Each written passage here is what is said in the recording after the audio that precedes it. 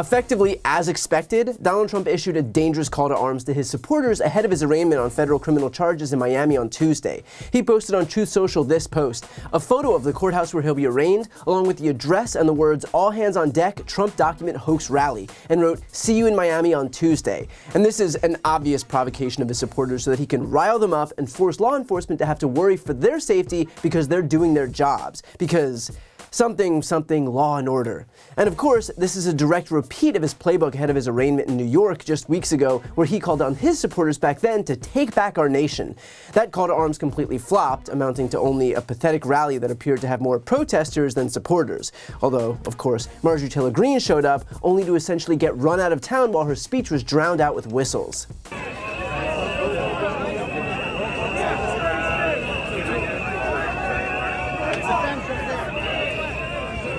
Behind you, behind you. Back up.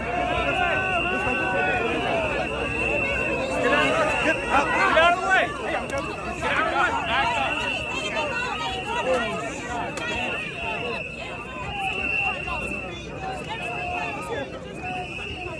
Trump had also tried to issue a direct message to New York law enforcement ahead of his first indictment, saying, quote, "Can you imagine the great New York City Police Department, correctly referred to as New York City's finest, who, for the first and only time in history, endorsed a president, me, and honored me as a man of the year, having to defend and protect the defunders and cop haters of the radical left that want to put their greatest champion and friend in prison for a crime that doesn't exist, all the while the Soros-backed DA allows murderers and other violent criminals to freely roam the streets of New York?" And just a quick fact check, no, the New York City Police Department did not endorse Donald Trump. They're a police department and therefore don't endorse presidential candidates. What did happen is that leadership of New York police unions endorsed Trump in 2020. And to be clear, that doesn't necessarily reflect the opinion of every member of the police force. But to a larger point here, let's acknowledge what he tried to do with this statement. He was signaling to New York City police officers that they should not do their jobs and uphold the rule of law because if they're true Trump supporters, they should refuse to protect the people of New York from his potentially violent supporters. Again, all of this is just thinly veiled calls to violence, and that veil is very, very thin here.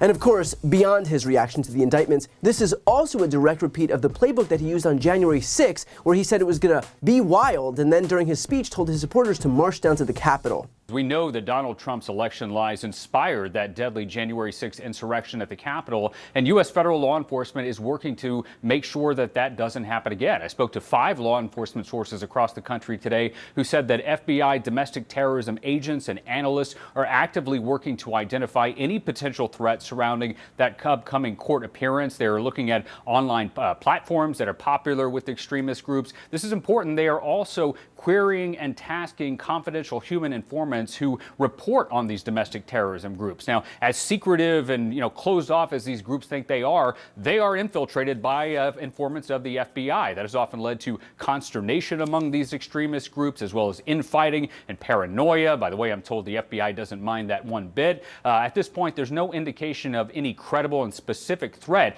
but FBI agents and intelligence analysts are certainly looking for those potential threats. One source told me that they don't want to see the same violence on January 6th happen this coming Tuesday, Wolf. Yeah, no one does. And Josh, I understand we are learning new details about the U.S. Secret Service and their planned posture next week.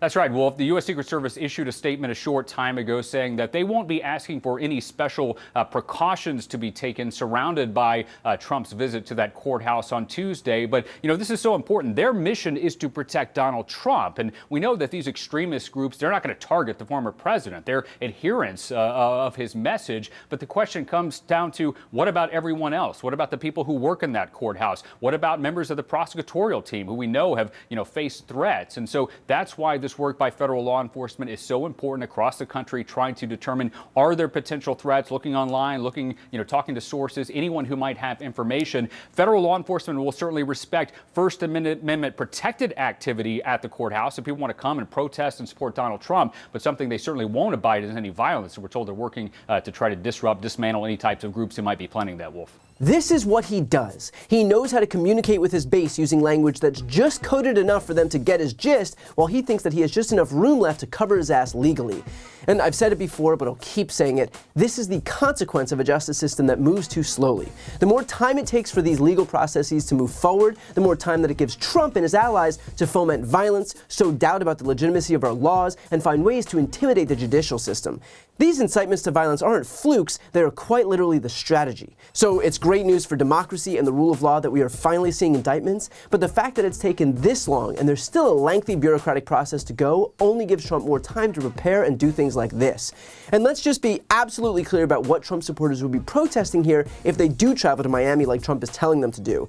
They would be arguing that people shouldn't be held accountable for hoarding stolen documents despite having been issued subpoenas demanding the return of those classified documents.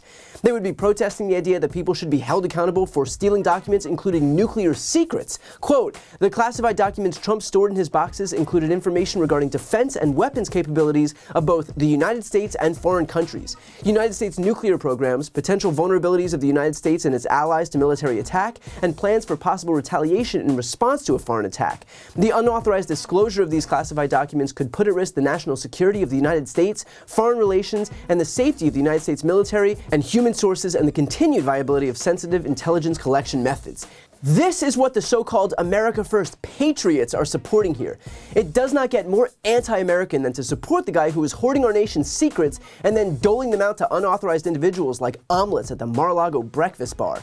Of course, they just deny the reality that's right in front of them and then complain about the process. But let's be absolutely clear here. The Democratic Party did not indict Donald Trump. No politician indicted Donald Trump. It was a grand jury of regular, everyday citizens from Florida, of all places, that reviewed the evidence and indicted Donald Trump. That is how our system works. That's how the rule of law works. What Trump supporters would be protesting in Miami is not some deep state plot to stop Trump or whatever nonsense they conjure up in their echo chambers. It is the very idea that we're all equally accountable to the law, and the American principle that a jury of our peers decides whether you should be charged and ultimately convicted based on the evidence presented. They are protesting against the American system of justice, whether they admit it or not.